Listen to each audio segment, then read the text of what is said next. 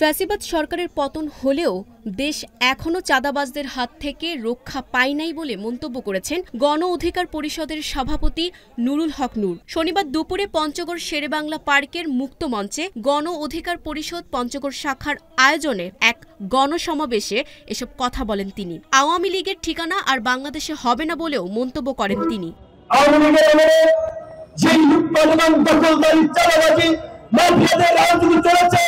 পরিষ্কার কথা বলতে গেলে শুধুমাত্র পঞ্চগড় নয়, সারা বাংলাদেশে এই গণ অভ্যুত্থানের পরেও কিন্তু তার পরিবর্তন হয় নাই।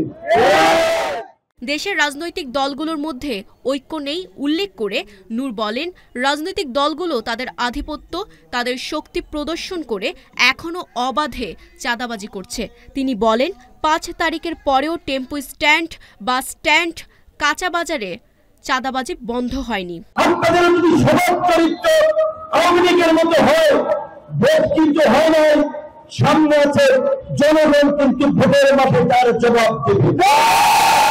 গত ১৬ বছরে দেশকে আওয়ামী লীগ ভারতের দাসে পরিণত করেছে বলেও মন্তব্য করেন তিনি। প্রতিবেশী রাষ্ট্র হিসেবে ভারতের সাথে গোলামির নয়, একটি বন্ধুত্বপূর্ণ সম্পর্ক স্থাপনের কথা বলেন গণ অধিকার পরিষদের এই নেতা। প্রতিবেশী রাষ্ট্র হিসেবে আমরা চাই ভারতের সাথে আমাদের একটা বন্ধুত্বপূর্ণ সম্পর্ক হবে, একটা নেতৃত্বের সম্পর্ক হবে, গোলামির সম্পর্ক নয়।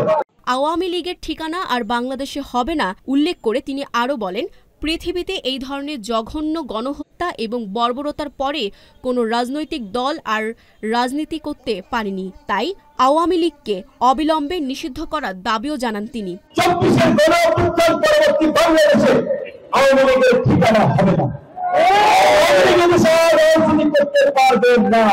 গণ অধিকার পরিষদ পঞ্চগড়ের আহ্বায়ক মাহফুজার রহমানের সভাপতিত্বে বাংলাদেশ শ্রমিক অধিকার পরিষদের কেন্দ্রীয় কমিটির সাংগঠনিক সম্পাদক আসাদুজ্জামান নূর আসাদ, গণ অধিকার পরিষদের উচ্চতর পরিষদ সদস্য হানিফ খান সজীব, গণ অধিকার পরিষদ রংপুর বিভাগের সাংগঠনিক সম্পাদক মাসুদ মুন্নাফ সহ আরও অনেকে বক্তব্য রাখেন।